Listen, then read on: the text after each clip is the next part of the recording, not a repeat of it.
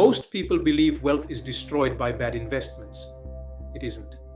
It is destroyed by status maintenance costs, invisible liabilities that never appear on a personal balance sheet, but quietly erode your artha.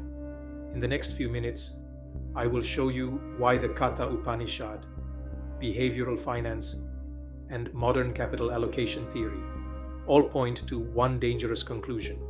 Status is a negative yield instrument, and most ambitious men are structurally overexposed to it.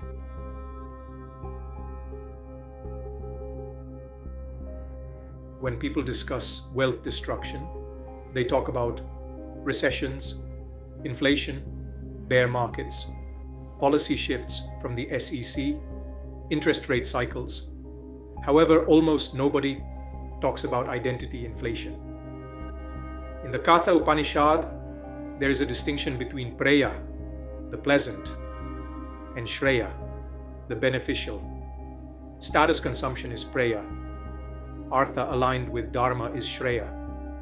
Now here is the modern distortion. In the digital age, we have created an Ahamkara accelerator. Social media forces you to market your identity daily. In finance, mark to market means revaluing assets constantly based on current price. You are now doing that to your self-image. When your peer upgrades a car, relocates to a premium suburb, or posts portfolio gains, you feel volatility. Not financial volatility, identity volatility. That is where wealth begins to leak.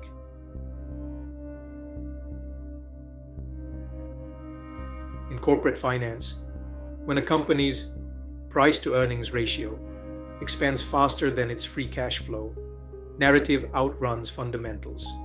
We've seen speculative cycles around companies, like Nvidia and Tesla, when sentiment drives valuation instead of cash generation, volatility increases. Now translate that to personal finance.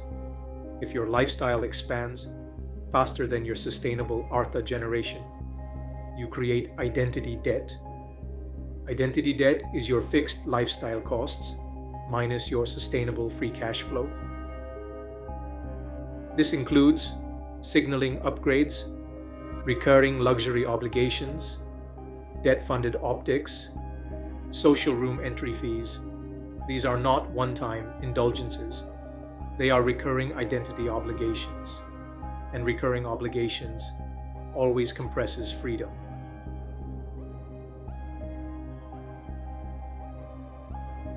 Here is the part almost no one explains.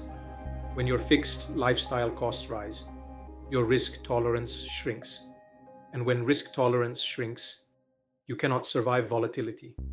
When markets correct, when drawdowns occur, when the VIX spikes, you sell. Not because you lack intelligence, but because your identity cannot survive uncertainty. Status converts investors into income-dependent operators. Income dependence destroys compounding. This is why some people panic during a 20% market correction. Their lifestyle has no drawdown tolerance. That is not a market problem. That is an identity problem. In Sankhya philosophy, Ahamkara is the constructed identity. It is not the true self. The Bhagavad Gita, Arjuna collapses not from incompetence, but from entanglement, with perception and consequence. Sri Krishna's instruction is strategic: act without attachment. In modern capital language, it means always allocate without ego.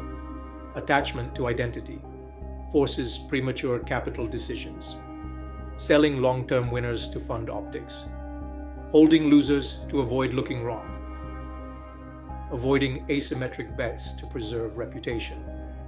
Ahamkara, or ego, becomes a portfolio risk factor. It reduces capital efficiency.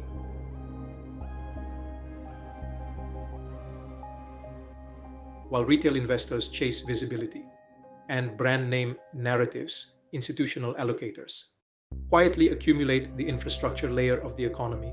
They buy companies like TSMC and ASML, They do not signal, they compound. They allocate their resources towards supply chain dominance, lithography monopolies, AI hardware asymmetry. No applause, just accumulation. The loud investor, on the other hand, maintains image.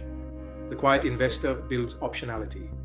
In 10-year horizon, that delta becomes exponential.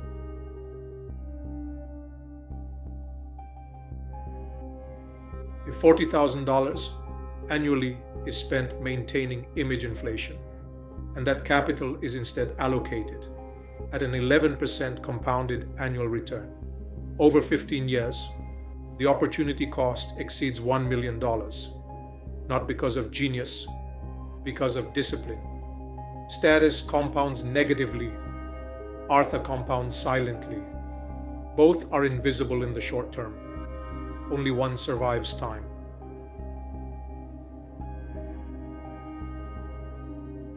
Wealth is rarely destroyed by one dramatic mistake. It is eroded by chronic micro-adjustments, made to preserve image. To stop the bleed, conduct a forensic identity audit. Ask, 1. If no one could ever see this asset, would I still acquire it? 2. Does this expense increase freedom or create a new must-earn threshold? 3. Does this generate free cash flow, equity growth, or skill leverage? Or does it merely consume attention? 4. If income dropped 30% for 12 months, would this obligation threaten stability? Remember, optionality is wealth. Obligation is fragility. Status creates fragility. Only Dharma creates resilience.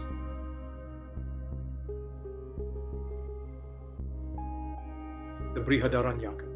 Upanishad states, "You are what your deep driving desire is." If the desire is validation, wealth becomes performance.